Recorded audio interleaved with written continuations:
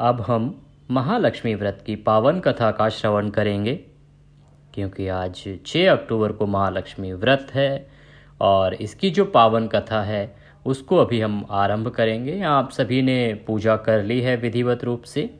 अगर आपने नहीं की है तो आप ये वीडियो देखने से पहले अपनी पूजा समाप्त कर लें। पूजा में जो 16 धागे का नियम है उस नियम का पालन करें। माँ लक्ष्मी की जो प्रतिमा आप लाएंगे उसमें ध्यान रखें कि वो माँ लक्ष्मी जो है उसमें गज अर्थात हाथी पर विराजमान होने चाहिए, इसीलिए इसको गज लक्ष्मी व्रत भी कहा जाता है। तो इस विशेष बात का ध्यान रखें। माँ लक्ष्मी की पूजा के बाद हाथी की भी पूजा करें। अगर आपने कर ली है तो अच्छी बात है, और नहीं की है तो आप पहले पूजा कर लें, उसके बाद में आप कथा श्रवण करें। इस कथा को सुनने से आपके जो व्रत है उसका पूर्ण फल आपको मिलेगा, साथ ही माँ लक्ष्मी आप पे प्रसन्न होंगी और अपना आशीर्वाद आपके परिवार पर बनाएंगी।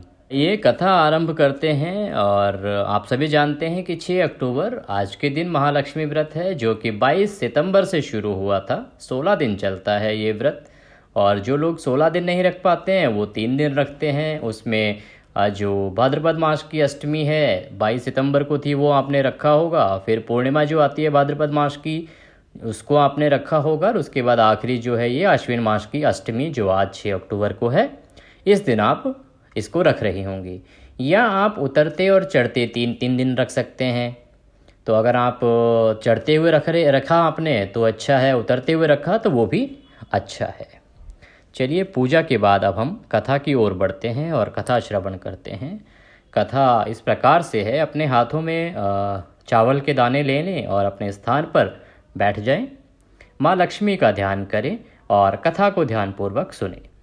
साथ ही मैं आपको कहूँगा कि जब तक आपकी कथा चल रही है तब तक हो सके तो आप कमेंट बॉक्स में या किसी भी प्रकार से माता को याद करें। ओम लक्ष्माय नमः या लक्ष्मी माँ का कोई भी मंत्र आप पढ़ सकते हैं, लक्ष्मी नारायणाय नमः आप पढ़ सकते हैं।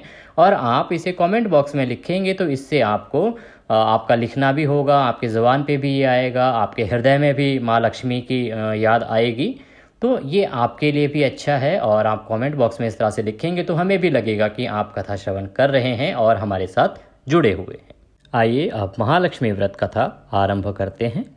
एक गांव में एक गरीब ब्राह्मणी रहती थी। वह दिन प्रतिदिन भगवान विष्णु की आराधना करती रहती थी। भगवान विष्णु उसकी भक्ति से बहुत प्रसन्न हुए। उन्होंने अपनी प्रिय भक्त को दर्शन दिए और ब्राह्मणी से कहा कि हे ब्राह्मणी, तुम्हें जो वरदान मांगना है तुम मांग सकती हो।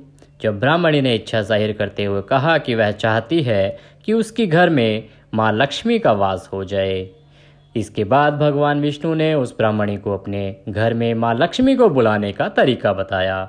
भगवान विष्णु ने कहा कि मैं आपको इस प्रकार से वरदान तो नहीं दे सकता, लेकिन मैं आपको एक उपाय बताता हूँ कि आप क्या करें जिससे कि माँ लक्ष्मी का वास जो है वो सदा आपके घर में रहे। उनको बुलाने का एक तरीका मैं आपको सुझाता हूँ। भगवान विष्णु ने बताया कि तुम्हारे घर से कुछ ही दूरी पर जो एक मंदिर है वहाँ एक स्त्री आती है और वहाँ आकर वह उपले थापती है। तो तुम वहाँ जाना और उसे अपने घर आने का निमंत्रण देना कि माँ लक्ष्मी हैं। ब्राह्मणी ने भगवान विष्णु के कहे अनुसार ही किया। ब्राह्मणी ने उस स्त्री को अपने घर आने का निमंत्रण दिया। तब माँ लक्ष्मी ने उस ब्राह्मणी से कहा कि वह 16 दिन के लिए माँ लक्ष्मी की पूजा करें। माँ लक्ष्मी के कहे अनुसार ब्राह्मणी ने 16 दिन तक माँ लक्ष्मी की उपासना की। माँ लक्ष्मी ने फिर उस ब्राह्मणी को आशीर्वाद दिया और उसके घर में निवास किया। तभी से जो व्यक्ति भाद्रपद मास के शुक्ल पक्ष की अष्टमी तिथि से आश्विन मास की अष्टमी तिथि तक, आश्विन मास की कृष्ण पक्ष की अष्टमी तिथि तक 16 दिनों का उपवास करता है, माँ लक्ष्मी उससे प्रसन्न होती हैं और उसे सुख समृद्धि का आशीर्वाद देती हैं। उसके घर में धन धान्य के भंडार हमेशा भरे रहते हैं, क्योंकि माँ लक्ष्मी स्वयं उसके घर में विराजमान रहती हैं। इस प्रकार से इस व्रत के फल से उस ब्राह्मणी को उसकी जो इच्छा थी पूरी हुई। माँ लक्ष्मी का वास उसके घर में हुआ, उसके धन के भंडार भर गए और उसके परिवार में सुख समृद्धि का वास हुआ। जिस प्रकार से उस ब्राह्मणी के घर में माँ लक्ष्मी का वास हुआ, सुख समृद्धि का वास हुआ, उसी प्रकार से कहने वाले, सुनने वाले और सभी के घर में माँ लक्ष्मी विराजे, उनका आशीर्वाद आप सबको प्राप्त हो, ऐसी कामना के साथ ये कथा यहाँ पर समाप्त होती है। आशा करते हैं आपको ये कथा श्रवण में आनंद आया होगा।